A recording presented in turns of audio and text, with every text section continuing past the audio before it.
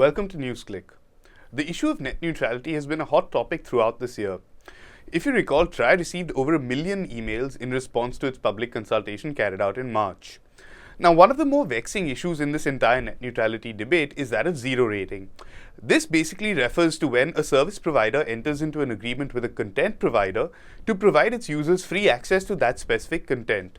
This is what Facebook's Internet.org project, now rebranded as Free Basics, does. It basically provides free access to specific content to users of specific service providers.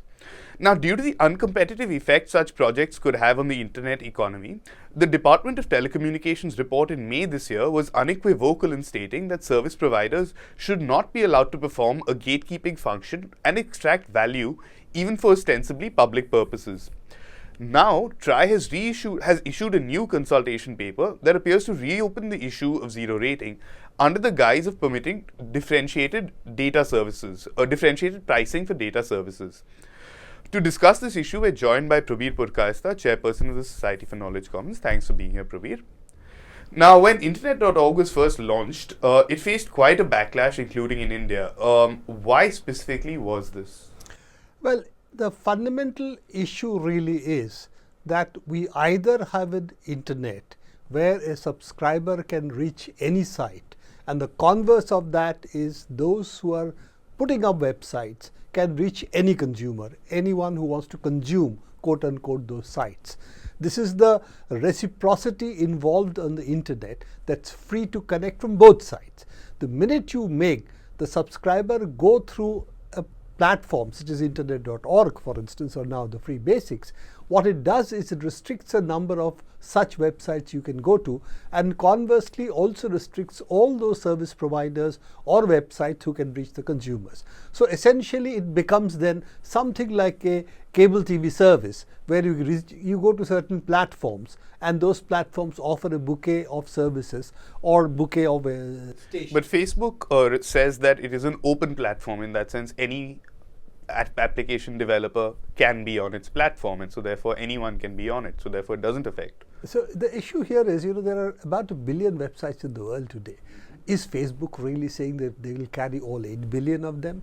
That's not what they're really saying. They're saying a few people who would be app developers and so on, a few websites who are friendly to Facebook would be carried by Facebook, and it automatically restricts all those websites which are small, which do not have the resources, who do not have the ability to use Facebook's APIs and so on, and to also keep up with what Facebook will do from time to time.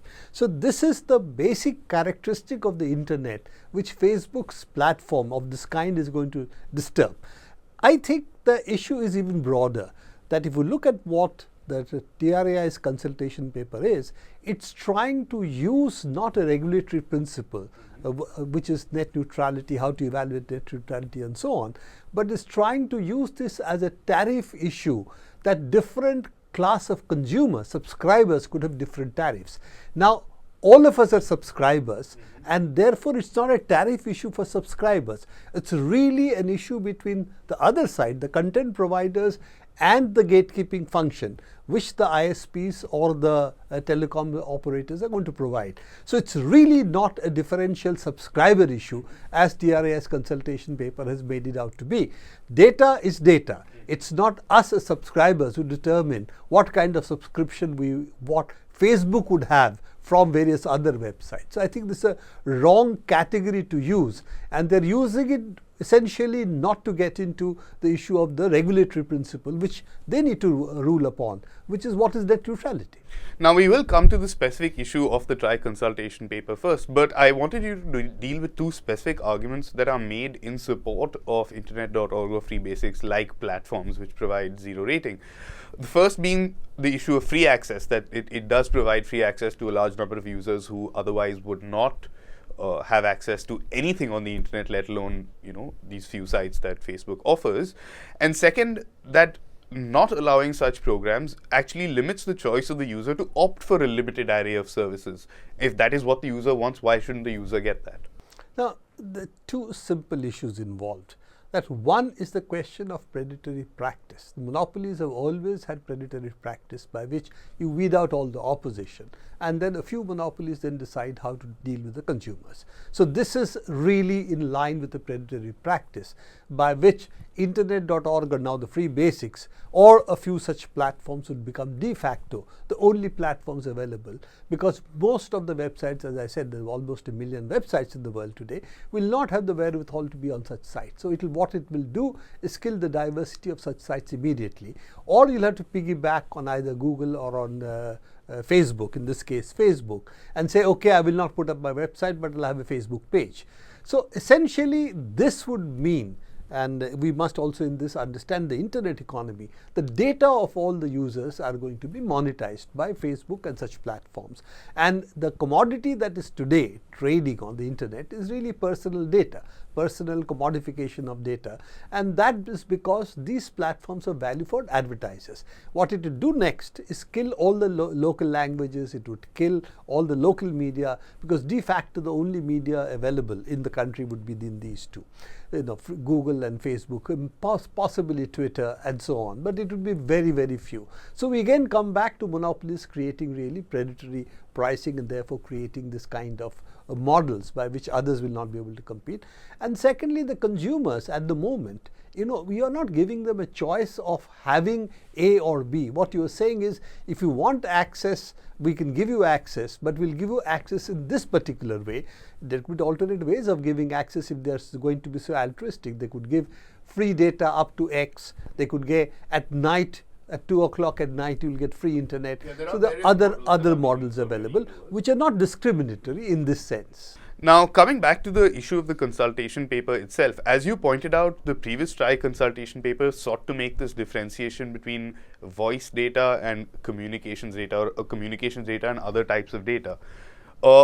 Is there a similar attempt being made here to split up the kinds of content that a user can access on the internet, and what is the basis for this differentiation that is being proposed? To my mind, there are really voice services and there are data services. There could be different classification for data services in terms of what bandwidth you give, how much of data you can give, which does not discriminate between site A or a site B, but treats all of it as same.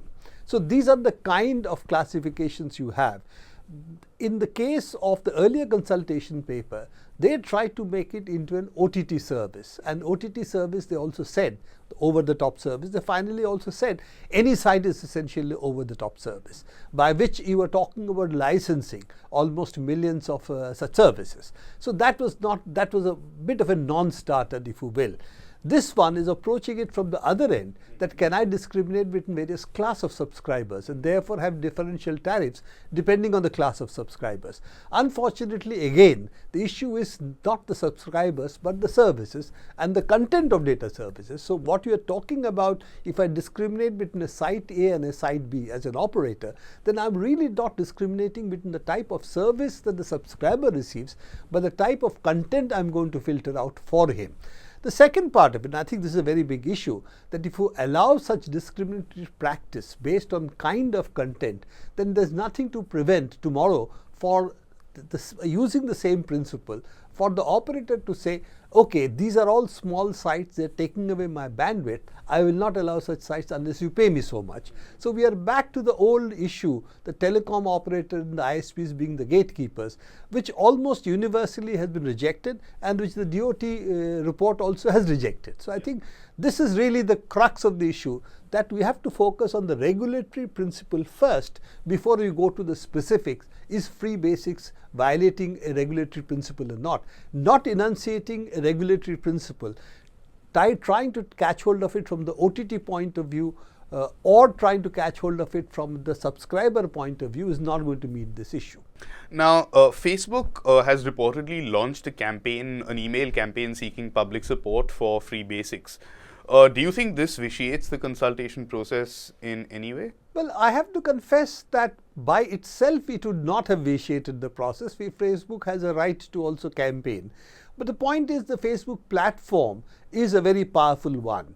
It's a virtual monopoly at the moment in the social media space. Therefore, is it a misuse of the monopoly power?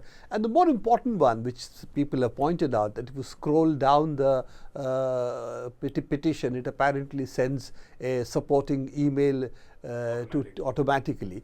If that is correct, and people have pointed out that this is what is happening, maybe it's happening on some browsers, not all. I have no clue about what or how it has been done. But if this is true, then this is certainly what shall I say? It's a complete misuse of Facebook for this purpose of the campaign. So I think that's a different issue. By itself, I would not say that this was per se wrong, as long as it was not linked to scrolling down and sending this. But at the same time, I must confess I'm a little uncomfortable about such a powerful monopoly platform like Facebook, which is de facto for a lot of people their default site, is in this sense being used for a campaign. Now, given, as you've pointed out, the DOT has already issued a report on this matter where they've clearly taken a stand on this issue. How do you see this issue progressing? Because the Minister for Communications has been very clear in stating that the government will take a final stance on the issue of network neutrality, and these are all just consultations that are being carried out right now. So where do you see this issue going, and will you see a resolution? Do you see a resolution happening to this issue soon? You know, if it was a tariff issue, the TRAI has the authority to decide on this. So that's why also they want to use the tariff principle in order to talk about the zero rating issue. If it is a policy level issue, then it's a prerogative of the government, and the TRAI then has only an advisory role. So I suspect that in this case there are two reasons why they are taking the tariff road. One part of it is that it becomes squarely their pronouncement area, and they can say tariff, we have authority, and this is a tariff issue. And the second is they want to really bypass the issue of the debate we are having on network neutrality, because net neutrality has become a hot topic, and to say we're going to violate net neutrality with free basics. No, so they've been very clear in not using the term even once in the entire. Yes, but unfortunately, whether they use the term or not, as Shakespeare has said, rose by any other name smells the same, and in this case, manure by any other name also smells the same. Well, I think that's an excellent note to leave it on. Do join us again on NewsClick.